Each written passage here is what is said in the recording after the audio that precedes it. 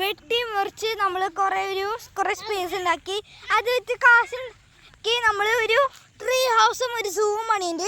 ആ സൂ നല്ലൊരു സൂ നന്നായിട്ടൊക്കെയാണ് ഞങ്ങളൊക്കെ പണിയാത്.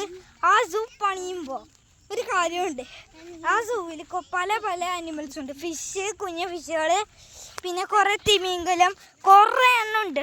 എല്ലാം പെറ്റ്സ്, പിന്നെ ആനിമൽസ്, പിന്നെ കുറേ ജീവികൾ.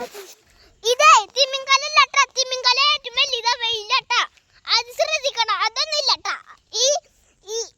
ഇവനെ ഒന്നും അറിയില്ല, അവനറിയില്ല തിമിംഗല ഒരു ഇത്ര കുഞ്ഞ മീനാണ് അവന്റെ വിചാരം കേട്ടാ.